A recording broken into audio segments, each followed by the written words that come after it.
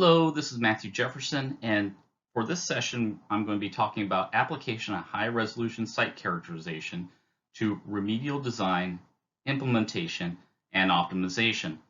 And so it's easy to think of high-resolution site characterization as just something that you would do during the characterization phase or an investigation phase, but there's many implications in terms of thinking about what the technique or the tool has for design and construction. As an overview, we'll be talking about two different media here, both groundwater and soils. And so for high-resolution site characterization for groundwater, we want to review over the high-resolution site characterization key concepts and talk a little bit about the influencing factors that govern our designs. For soils, incremental sampling designs, some of the key concepts are regarding the decision units and the conceptual site model, and we'll walk through a case study highlighting both uses of decision units and the conceptual site model. And then we'll talk a little bit and give a brief overview of the optimization and how optimization works and some lessons learned during the remedial design phase. So just to recap, high resolution addresses two critical issues. The first being the sample scale and data averaging, meaning that we're looking at measurements that must be made over a scale that is meaningful with respect to the variability of the quantity that's being measured. And the key word I focus upon is that variability. And so when I think about that, I want to understand what concentrations there are in a particular area that's out there. And what are the maximum concentrations? What are the hotspots that are out there? What are the vulnerabilities and sensitive populations or ecological considerations that I need to consider in order to gear my remedy so that it is addressing those sensitive populations that are out there? From a geologic standpoint and looking at the subsurface, I want to understand what the nuances are in the geology, so that I can understand what the preferential pathways are and what the remedial timeframe will ultimately look like when I design my remedy. The second piece of this is thinking about the coverage. And so I want to have enough measurements in the right locations. And when I look at sort of plume maps that are out there or contaminant distributions, it's easy to sort of get to think about those as two-dimensional or planar surfaces. But in reality, really, we must consider both horizontal spacing and the vertical spacing, because the contamination is in a three-dimensional space. And so what that means is that implies what we need to do, what we need to consider as far as what designs there are for our remedies.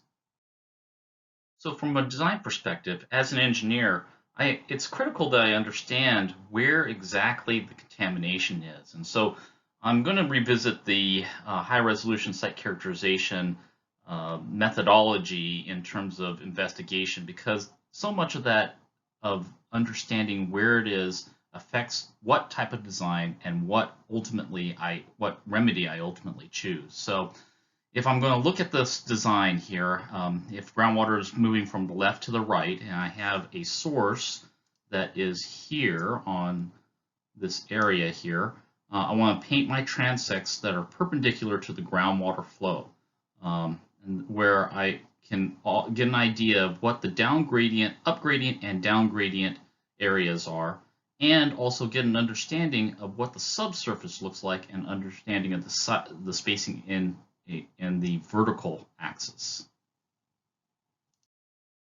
So when I start getting information back from the field, I can get a lot of really good information about both the contaminant concentrations that happen in between each one of these transects, and also information regarding the geology that's below in the subsurface.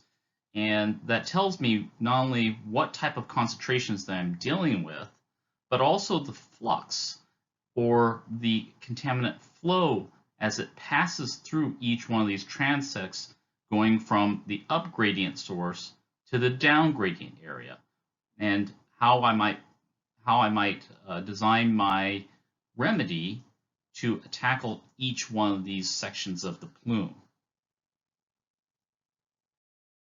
So depending on the conceptual site model components that I'm dealing with, and also the site and some of the site issues that we worked out through our scoping process, I might choose something where I have a 3-part remedy, where I choose a very aggressive remedy up at the upgrading near the source area, and then something a little bit more passive towards the downgradient side, maybe where my receptors are, or where there may be an extraction well or a drinking water well is. And so, for example, if from the information that I get from my subsurface, I may want to do some sort of excavation of the source area so that I cut off the contamination from the source itself. And then I might want to follow it up with some soil vapor extraction and install specific wells in areas where the highest concentrations are within the subsurface here, and have that going up towards a treatment area, treatment system that's constructed here. In the middle part of the plume, I want to think about maybe potentially some targeted pump and treat areas. And so when I'm thinking about like what type of extraction wells that I'm looking at, I want to design those extraction wells with the screens in the hottest part of the plume, where I can also get the most amount of contamination out of that particular area. So having that mass flux information is particularly critical here. On the back end of the plume, if I choose something like in situ bioremediation and maybe some recirculation techniques here, again, I want to know exactly where I want to target that, and then what type of concentrations I'm dealing with, right? And this all has to go to the performance standards, thinking about whether or not those, if I'm choosing some sort of bioremediation, whether or not that is successful, or I need to switch it off to something else. So I want to highlight the importance of vertical spacing here as we think about our groundwater design in itself. And so what I'm showing is 3 cross sections of the same area using 3 different techniques here, with the depth on the y-axis and horizontal spacing of on the x-axis. And we're using the transect method. So we've got our boreholes in each of the locations, and we're keeping them the same for each one of these vertical spacing considerations here. So the first one is typically a driller's type method here, where we're taking samples both at the shallow, medium, and deep areas. So the shallow being at this horizon, the medium here, and the deep here. And notice that I've got a concentration of about 100, and seems like I've got a little bit of a core that extends right here, another core that's in this location, and then another one that's off on our right-hand side here. And of particular concern, it looks like it goes even further off to the right, meaning I've got to do probably a little bit more investigation here. I may have some concerns off to the left too, because I don't have enough resolution on that side. But notice how that changes when I change the vertical spacing to 3 meters. And so now I actually have a better understanding of what this plume looks like. It's a better bound between each one of the horizontal transects, their horizontal spacing, and then I have a better understanding of what that 100 core looks like. I've got 2 locations that are here and here. Nothing off to the right-hand side. But if I push that even more towards a 1/4 meter vertical spacing, now I have a better idea again of what this core looks like. There's something that's off to the left here. There is something towards the middle here, and it extends off to more towards the right. And so I want to highlight a couple of things, and it looks like there's one that's up near the top here between these two boreholes here. I want to highlight a couple of things. Between these 2 images, notice that this one picked up the top one picked up a plume off to this side, where the middle one did not, and then the one on the bottom did pick up that plume again, and that's just simply because of the happenstance between that borehole and what that spacing looked like. Another interesting find is that there is a clear core to this plume here, even higher concentrations than what I had between the other two, where this is almost 100 times the magnitude. Notice that there's another little core that's out in the middle here. And so there's three things that I would like to consider here for design consideration. One is, do I have this plume bound? Do I need to go further off to the right or the left as far as my transects are concerned? Is that of concern? Because when I start to design my remedy, I want to make sure that I pinpoint exactly where my influences are for my remedy. The second consideration is thinking about the aggressiveness. Now, how aggressive do I want to treat this? Do I want to do some sort of active pump and treat? Do I want to do some sort of in situ remedy or bioremediation type of remedy that's out there? How aggressively and to what performance standards do I want to consider? And then finally, once I've chosen a particular remedy, where exactly do I want to target this? And so this yields quite a bit of information, but think of it also on the back end of it, of the cleanup. If my core, the plume core, is right there in the middle here, and I've missed that plume core because I thought the images looked more like this, then it's going to take a lot longer to achieve my remedial performance standards, and it's going to take a lot longer to clean this up. For our soil sampling, high-resolution site characterization, for our incremental sampling designs, what we want to consider is our decision unit designs. And so our decision units, of course, are an area of concern where we might have an exposure, might be an area that may have been a source area, it might be an area of a spill, or it might be something where a particular land use is of concern there. Those are all things that help us define what the boundaries there are for the decision unit. And think about the boundaries not only in the horizontal aspect, but also in the vertical aspect. So that's what's being highlighted here on the image in the yellow dotted lines here. And then we also have to focus upon those increments themselves. And the increment locations are the yellow X's that are on this image. And so ultimately our goal is to get to 1 to 3 kilograms. And so we need to think about the tools that we use to get us to that point so that we have even amounts of soil per increment over that entire area. And so the other thing that we want to consider is the number of increments. And usually we start off with a minimum of 30 increments.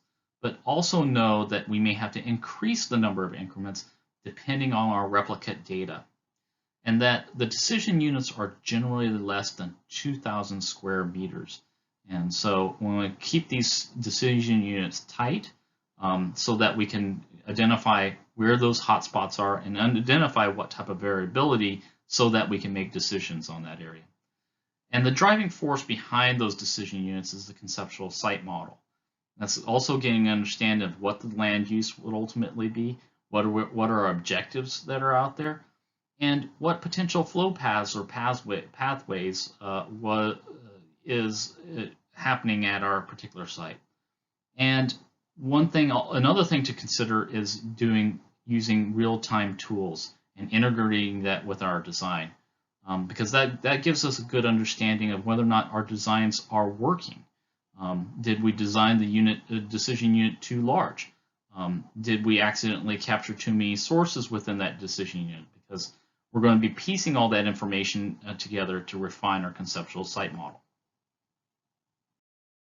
So I'd like to highlight some of the design considerations in thinking about incremental sampling and our high-resolution site characterization with this example from a mining site that we had worked on And so this is most of the mines and mills are all located from the left-hand side towards the middle. That's what this yellow area is showing. This is the bottom half of a canyon, and when there is flooding, water runs through off of this yellow area. This pink location here is where they have observed some tailings and other ore deposits that are from a resultant of all that historic mining. And there's some samples that they have taken from various locations. And so also to note, about 4 years ago, from the time of this recording, there was a massive flooding event. It covered this road here that I'm highlighting across here with all sorts of sands and different types of deposits from the canyon itself. And one of the major concerns was there contamination across there. So all these roads were covered in dirt, along with many of these residents that you can kind of see in this particular area had some flooding damage there. So this was a particular concern to see what the impact was. You can kind of see that there was some higher concentrations.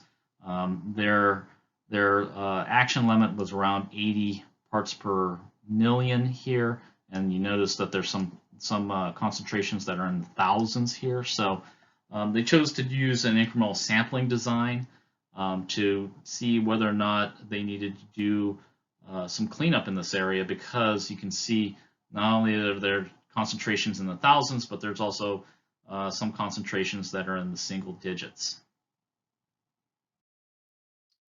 So as far as our design, we wanted to mirror the flood pattern that we had observed, not only observed when we did a site walk, but also what the recounts were from the regulators that we had interviewed there. So starting off to the left-hand side, again, this is the area where most of the flooding started, and so we had a source, what we considered a source area, and following the river down into this direction.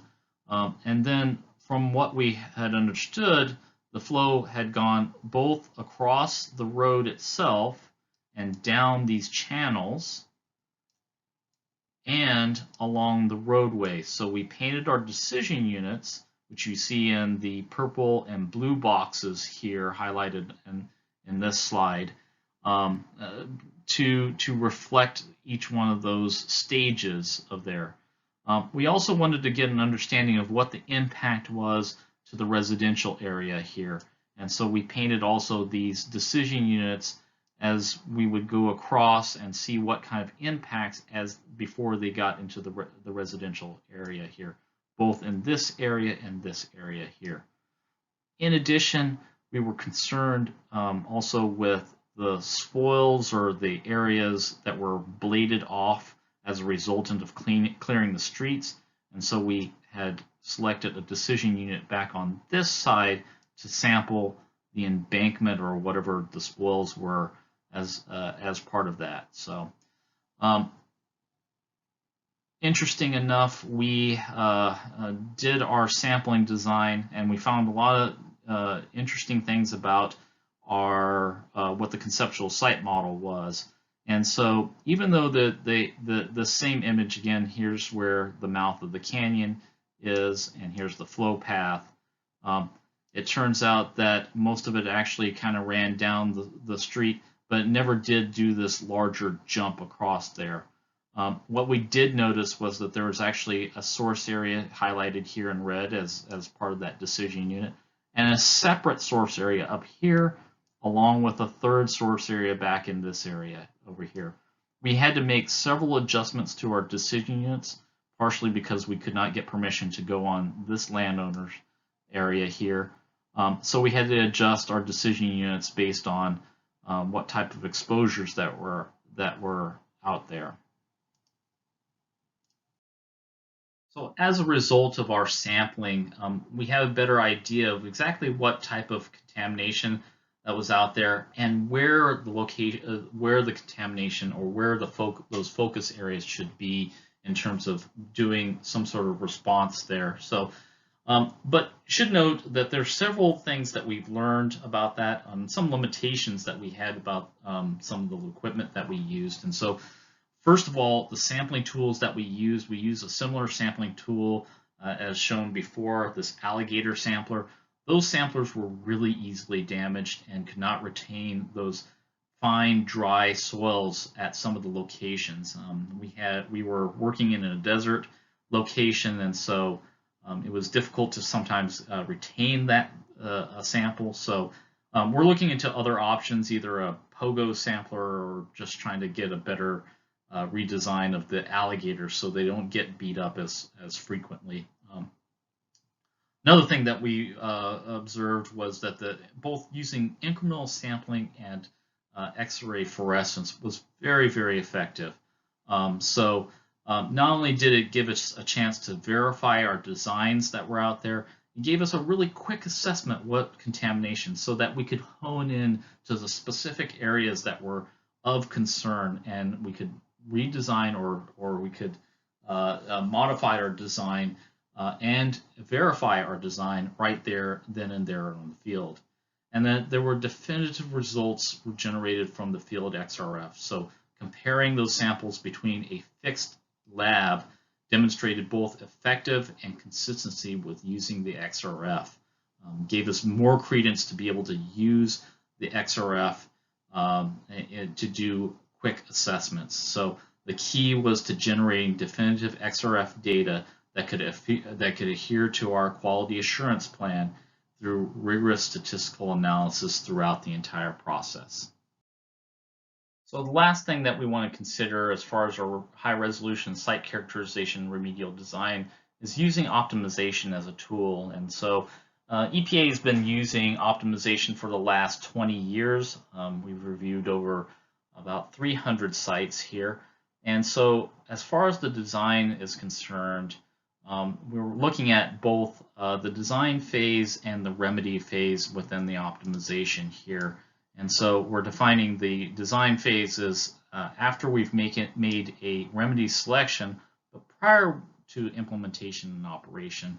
And as far as the remedy stage is concerned, we're looking at between remedy implementation and operation. So as far as optimization is concerned, we're looking at 7 different aspects, which is looking at the different types of remedy components that exist there, looking at the completion strategy or the exit strategy for the site, looking at sustainability or green remediation options, looking at what kind of data management practices, what data is being collected, currently being collected, and how that's being managed. We're looking at different aspects of the triad approach, which we've been talking about throughout the high resolution modules here. And then what type of monitoring is done, either sort of groundwater monitoring or any other environmental data that's being collected. And we compare that to the conceptual site model. So even though the recommendations between each one of the sites varied quite a bit, there were some common findings during the design. And the first being that there were oftentimes gaps in the conceptual site model. The conceptual site model was oftentimes developed during the early parts of the investigation phase and was not reflective of what the current conditions there were out there. Many of the sites had done modeling, but there were some shortcomings in those models in itself. It was not reflective of either the design aspects or that the current conditions that were sampled during the design did not follow the model itself. In some cases, there were high cost estimates, more than what was predicted during the remedy design, oftentimes to make up or to follow up on a number of different changing aspects to the site after the remedy was selected. And that sometimes the remedy effectiveness could be improved by conducting the remedy in different types of phases. In some cases, they had all the remedy components happening at the same time in different parts of the site, but sequencing those different components was helpful and would provide cost savings and improvement on performance.